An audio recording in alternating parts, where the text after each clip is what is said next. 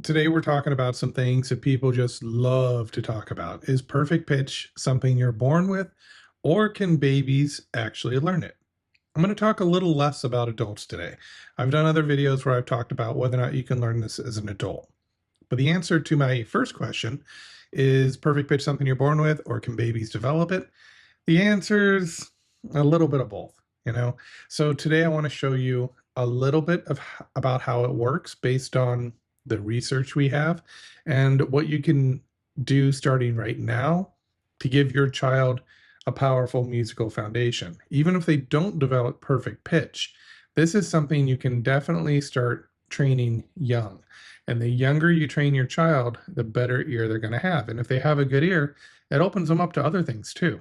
They're potentially going to be better at math because this is a very abstract reasoning skill. It deals with spatial reasoning in a very intense way. I mean, just being able to judge the distance between a C and a G, that's spatial reasoning. You know, it's also going to help with language. If your child decides they want to speak multiple languages, then just learning to listen into notes at a young age will improve their ability to replicate things like that and imitate different accents and things of that nature. So we're going to talk a little bit about some of the myth and some of the truth behind this. Perfect pitch, it's often called absolute pitch. It's often seen as this kind of mysterious inherited gift, but there's a lot of new research that is increasingly showing that pitch memory can be learned, especially in early childhood. There's also research that suggests that adults can learn it as well. But again, we're not really talking about that today. And adults need a medication in a lot of cases, but this medication, they've shown that when they take it, the results of actually opening up the ear and hearing perfect pitch last. They decay a little bit, but some aspect of the perfect pitch learning stays with them. So the key here, what we're really getting down to, is exposure with meaning. That's the key. The more you can provide meaning behind what they're hearing, the more likely they are to retain information. So things like playing notes randomly, that's somewhat effective, but if they don't know what they're hearing, they're not going to pay attention to it.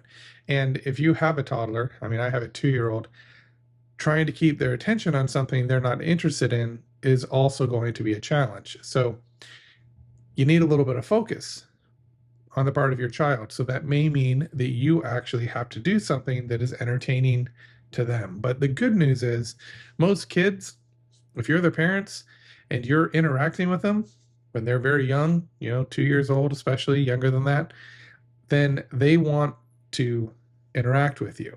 And so anything you do with them, they may be more likely to have enough attention to do it for at least a few minutes. So we want to try and give the tones sort of emotional and contextual anchors. So I'm going to talk about that. There's sort of a critical window though. So babies and toddlers, they're in this critical neuroplastic window. It's the brain's ability to reshape itself and to do it very quickly, especially between about 4 months and 5 years. Before 4 months of age, this surprised me when I discovered it, there isn't as much learning going on when it comes to pitch. Like you can't, I guess, really teach someone under 4 months of age as effectively as maybe that 4-month to 5-year window when the brain's really starting to develop. So during this time, they're not only absorbing language, but they're also starting to learn about pitch, rhythm, and tone identity. And you want to work on all these things. Try and get them to match pitch with you. If you sing a note, just sing a note and say, can you sing la? And have them sing la, imitate it with them. And then you can go a step further. Play a note on the piano. There's a C. Oh, look at that. I sang a C. And then you have them say, can you sing C? And they sing C. La, right? And then you say, oh, that was really good. Can you sing D? Then you play it for them. And then you have them sing D. If they know their alphabet, this is kind of an exciting time for them because they know the letters and now they're associating it with a tone. Not guaranteeing that will develop perfect pitch, but these are some of the things you can start to do with your child to keep them engaged. Because if they have the ability to learn, this will help it along. You know, you've got to label things, you've got to do it in a fun way. You can't simply say, this is a C. Got it? This is a D. Okay, here's an E. How does C sound different than E? You know, you can do that with adults to a certain extent, but with kids, they're just going to tune out. They're not going to focus. They're not going to hear what you're trying to do. There's no action taking part in their brain. They're just watching mommy or daddy do something funny on the piano. So you want to try and keep them engaged when you do stuff like this. So, you know, just like when we learn language, I mean, think about how you're teaching your child, or they're kind of teaching themselves in a lot of ways, but think about some of the things that you've taught them. How did you teach them? Repetition. Okay, repetition by itself is great. Repetition with context. So we sing the alphabet because words are made up of letters in the alphabet, you know, things like that. Add some context and emotional engagement. That's the biggest thing. They have to be excited about it. If they're not excited, if there isn't what we call a little bit of thrill in what they're doing, it's not going to be that memorable. It's just going to be something they did and they'll forget about it. But you have to make it exciting for them. You have to get them to listen for something. You know, even if I've heard people say, well, jazz music develops it. Maybe. Or classical music develops it. Maybe. What develops it is if the child is actively listening for something in whatever music they're listening to. So if you're playing a classical piece and you tell them to listen for every time they hear this note, if they hear that note, say, go ahead and sing the notes that stand out to you. Or when you hear this note, try and sing it. Make it a little bit flexible. Give them a few different options. You know, don't just say, every time you hear this note, sing it. Say, this is a note. Let's say it's a Mozart sonata in C, okay? So you know there's going to be a lot of C's in there, at least in the first movement. So you say, every time you hear that C, try and sing it, like real quick. See how fast you can sing it. And then you can also add, or if any particular note stands out to you, sing that note, and then let's go find it on the piano together.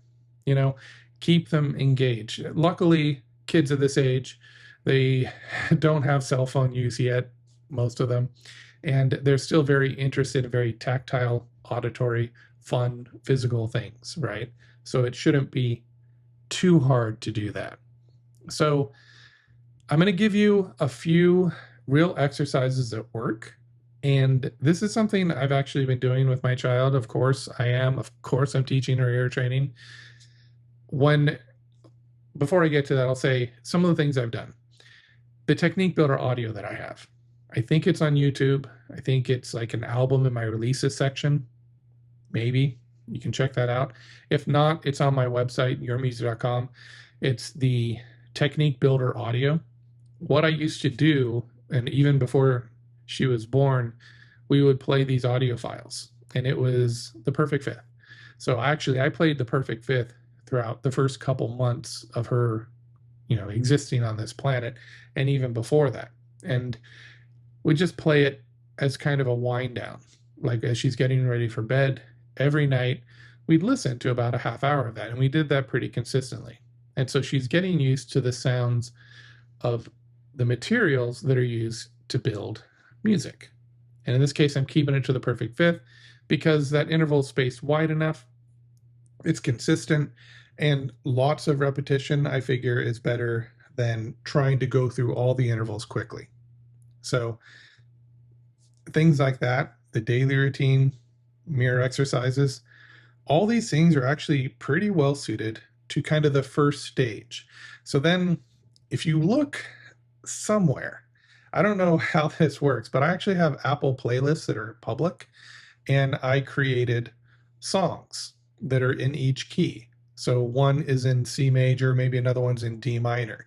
And these were in phases. So phase one, you'll get some of the daily routine stuff and then some other pieces that go along with that daily routine. And then phase two, we added some songs. So there are different stages, stuff that I actually used with her. and it should still be available unless I delete that playlist. But at some point, I'm going to do a video where I'm going to show you some stuff you can do that way. But let's talk about not stuff that I'm hoping works. Let's talk about the stuff that actually does work according to research. So there are 3 real research-backed strategies parents can try. There's no musical background required. Your kid can teach you that later. Okay, so one thing is, the first exercise is a tone anchor. Play a C daily. Why C? It's in the middle of the piano. Just choose a middle C. Most people can find it. So you have a set of double black keys and triple black keys on the piano. If you go to the white key to the left of the double black key, sounds like this.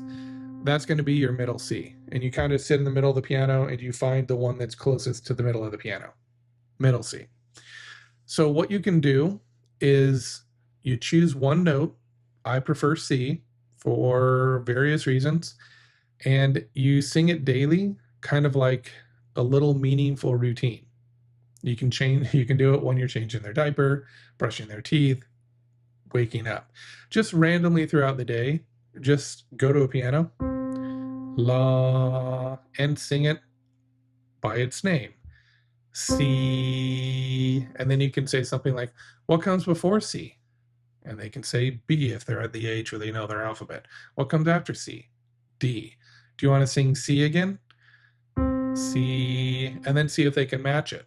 And if you can tell if they're off pitch a little bit, be like, can you try again? Can you go higher and lower? You can do things to try and help them hear the C. But you just kind of do this randomly, just throughout the day. And eventually what they'll probably do is they'll go to the piano, you show them where it is, they'll figure it out, and they'll just start playing it on their own. I've seen my daughter do that a few times. Although she does this funny thing, because I would say things like, can you play an A? And she said, yes. And then she goes like this, and she's like thinking about it. And then she went and sat next to the piano. She looked at it. She took a big breath. And then she kind of like hesitantly put her fingers over the keys. And then she didn't play anything. And she said, yeah. So, don't overwhelm them either. Stick with one note, teach them where one note is, and have them play that C. So the idea here is that if you sing it during a meaningful routine, okay, what do they enjoy? What is something that happens all the time? It has to be meaningful. It doesn't necessarily have to be something they enjoy. I don't think most of them enjoy diaper changes or brushing their teeth, although some of them do, right? Or even waking up. So if you can associate it with, this is what we do when we start our day. This is what we do when you get your bottle. You hear the note C. And you always say, this is a C. Here's your note C, and here's your ba, So I think you get the idea. You want to associate it with something that offers a sense of warmth, security, and consistency. And to me, I choose C because C is just that. It's stability. There's not a lot going on with it. Korsakov, I believe, called it clear. Stravinsky, it could be confusing them. Their descriptions called it like a sunny day. Now, of course, there were different tuning guidelines back then. We hadn't really firmly established what middle C is. It was within a range, but the idea was that C had a certain tone. So you just want to develop that sense of warmth, security, and consistency. One thing you could do, if you don't want to do that, is get a tuning fork. They have tuning forks in all different pitches. A is probably the most common one, but you can, whatever the pitch is, you can hit it and then play it and let the child sing that note name. Try to get them to match pitch.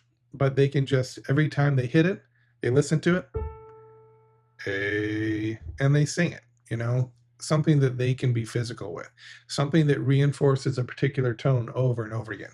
Now, this is not necessarily going to build perfect pitch, but it's going to build an awareness of the tones, right?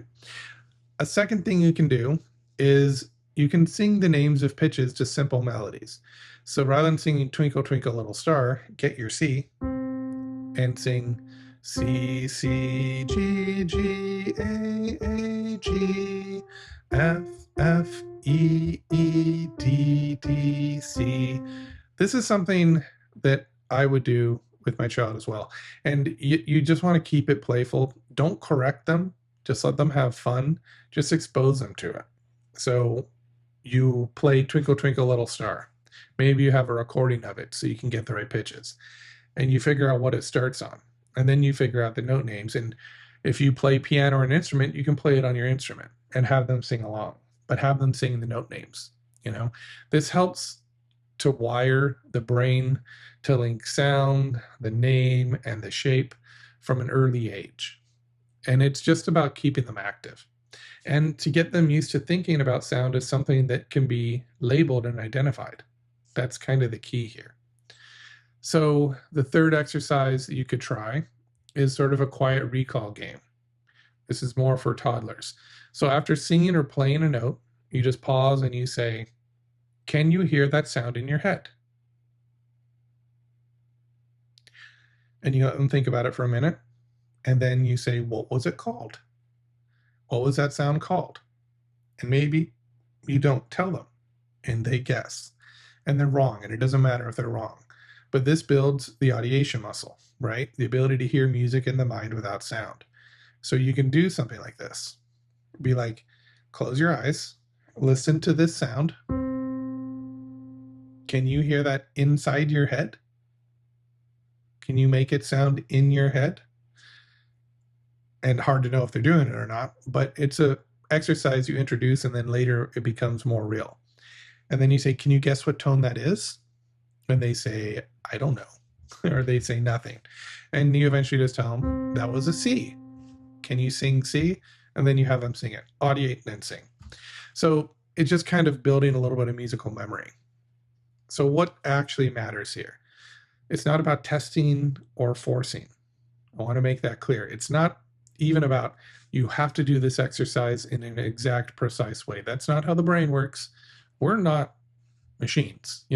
We can pick up on subtleties. We can figure out what's actually going on. Your kid knows when you're upset, things like that. We don't want to test. We don't want to force. We want to create a sound-rich environment where pitch is not just something that happens. It has an identity, context, and it's fun. It's even joyful. I remember I was playing the second unit of my Flawless course in the car just to kind of check it on different speakers and to check for any mistakes that there might have been. And my daughter said, "Hooray." She got excited and she started singing the notes. And then she lost attention, but she had that moment of excitement. That's what you're looking for. You just want to make this fun. You want to make it a game. And whether or not they develop perfect pitch, it doesn't matter. What matters is that you are introducing them to pitch as having identity. And if you do that for your kid, they can take it and run with it. They'll start to naturally try and hear that C in the music they're listening to. Even better if you can play music in the key of something so that it sort of evokes an emotional response around that particular note. And that's something that adults will do as well to try and gain this quasi-perfect pitch. And what is really happening is we're trying to associate a feeling with the note. And the idea here is that that's how people with perfect pitch do it. In my experience, yes, some of them do, but some of them don't. I've worked with a lot of people that have perfect pitch. And so it's one of those things where I've been able to train it in others. And I have tone awareness myself, but I don't have perfect pitch. And so I kind of know what works and what doesn't. And I also know a lot about people's varying experiences. And I know firsthand from working with people with perfect pitch what their difficulties are. So the idea here is you just want to develop pitch as something that can be identified and labeled, just like colors, just like everything else. What we do, which is interesting, is with colors, there's all these toys where they'll push a red button and it'll say red. The nose is red, or the carrot is orange, and they'll make associations, they'll do context, but they don't say C. C is tired, they don't make associations. And how are you going to learn the difference between these notes if you never make an association? So let the kids make them. Let them just come up with ideas about what each note sounds like, things like that. So look, even if your child never develops full perfect pitch, they still gain a lot. They get a stronger tonal memory, faster music comprehension, and greater confidence in music making. And frankly, more enjoyment out of the world and music. There's more for them to pay attention to. You've just opened up their world to hear one of the subtlest arts.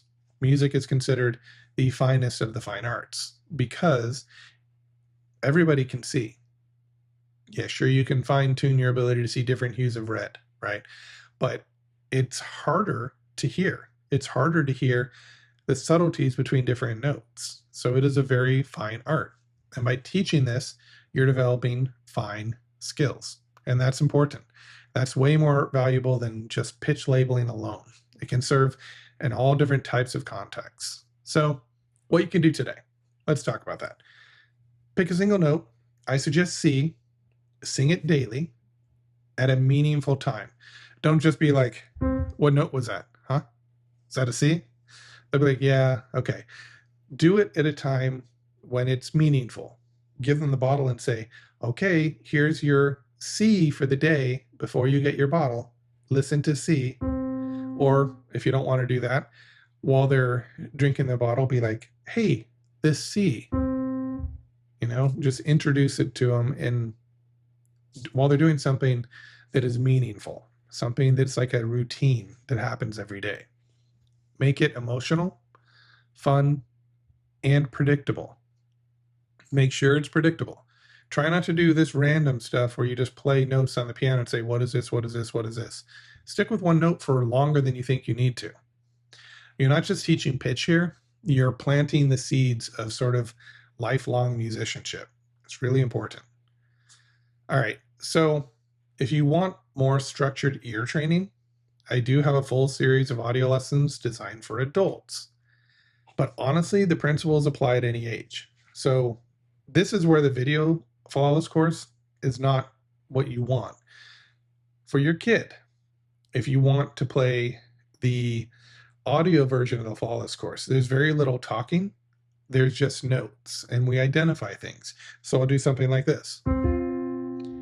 And then I'll say perfect fourth. And it's so repetitive that if you were to do one lesson for 1 week at a time, and you just did this for 20 minutes a day, your child would begin to recognize the sounds in these recordings. I can tell you that it's something that I need to do more with my child, but when I play these recordings, she gets excited about the simplest of things, like the meditation in the beginning. She loves that. She loves trying to imitate the notes. And so anything you can do that's fun and that exposes them to it, if you're not a musician, just try the flawless course. If I ever have time, that's a big thing here. But if I ever have time, I do want to try and create a course for babies, because the way it would have to work is very little talking, just listen and repeat sort of thing. So that's a C. What does it sound like to you? Things like that.